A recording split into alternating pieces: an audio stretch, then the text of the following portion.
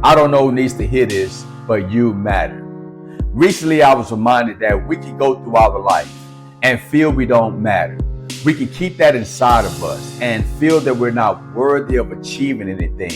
Don't believe that we're good enough because of things that may happen in our past that make us feel that we don't have anything good inside of us.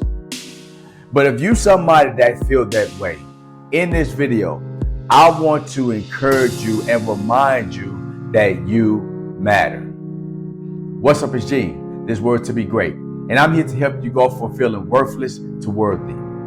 So recently I was at this school, right? And sometimes I go substitute teach, and that's what this particular student at this school that I heard about, he has a very tough childhood. Now, if you saw this individual just by looking at him, you would know that this kid has been through so much trauma. So when I go up and introduce myself to him, the only words I say after I tell my name is that you matter. And then I walk off. He looks at me and he looks puzzled. He doesn't say anything. But every time I go to that school, I always say to him, you matter. And you know what I start to notice over time is that when I would go to that school, I would see him looking at me because I can tell that by me telling him that he matters is having an effect on him. And he's just waiting for me to come to him and engage him in conversation. Well, I was at this school not too long ago, and they were eating in the cafeteria, and I seen a kid, and I walked up to him, and I said, hey, man, how's everything going? He told me. He said, hey, Mr. Mosley, I'm getting my grades up. I said, that's great to hear. Just keep working hard, and always remember that you matter. And as we was talking, I noticed he had a book that he was reading. So I asked him, I said, hey, man, what that book is about? He said, man, I don't even know. I said, do you even like the book? He said, no, not really. I said, well, I have a book that I believe that you will really like. He said, what book is that? I said, well, I got 2 books here at the school. He said, you got a book? I said, yeah, I got 2 books here. He said, well, can you get one for me so I can read it? So when we leave the cafeteria, I go to one of the teacher's classes that has my books. I grab one of my books and I take it to him. While he's sitting in class, he is reading the book after he finishes work. And I can see him because I am in the back of this classroom. I'm like an aide to the teacher. And I can see he just reading page after page. So when the class was over, he goes to the next class. And I'm in that same classroom because I'm in there with the teacher for another class. And when I walked to the restroom and I was in the hallway, as I was coming back, the teacher that kid was in class came out and said, hey, Mr. Mosley, I got a question. This kid is asking me over and over, is it okay if he came out in the hallway and talked to you for a little bit? I say, absolutely, he can come out here. So he comes out in the hallway and he has a piece of paper in his hand. He said, hey, can we just talk one-on-one?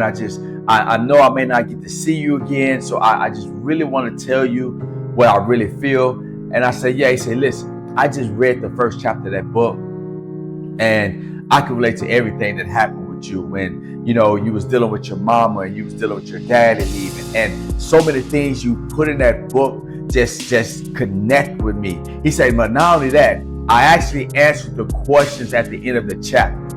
Now he unfolded this paper and he had literally had all the questions written out and had all this stuff he had written for every question. And he was going through his answers. And as he was going through the answers of the questions, I could see that he was feeling better about himself. And once he went through all of that, he looked at me and said, you know, Mr. Mosley, I have been raised with my mama. My daddy abandoned us. You know, my dad's a deadbeat. Out of all the adults that's ever been in my life, nobody has ever said to me that I matter. He said, when you say that to me, man, I can feel that so much because I never, ever felt I mattered. But you remind me every day that I do matter.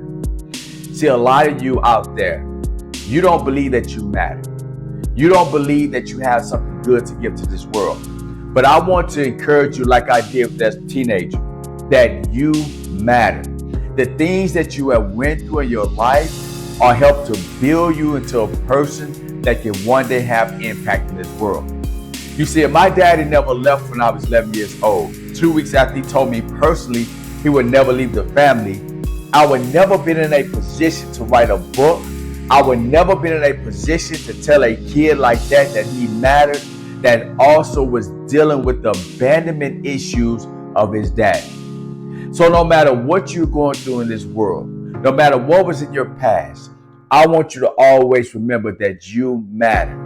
You have something good you give to this world, but you have to realize that the pain that you may be struggling with today will give you the power and the compassion to have an impact tomorrow. So keep on believing in yourself. Try to see the best in every situation.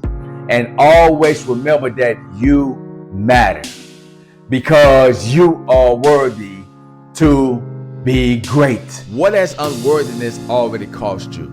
How many times have you given up on a dream or not even started because you didn't think you were enough?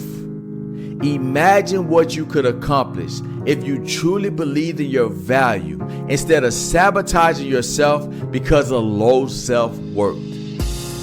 My premium ebook, Worthy to be Great, can help you change that. It teaches practical skills and tools that will help you transform your life by building unshakable self-worth. So if you're sick and tired of low self-worth stealing your dreams, click the link below and get the premium ebook, Worthy to be Great, today.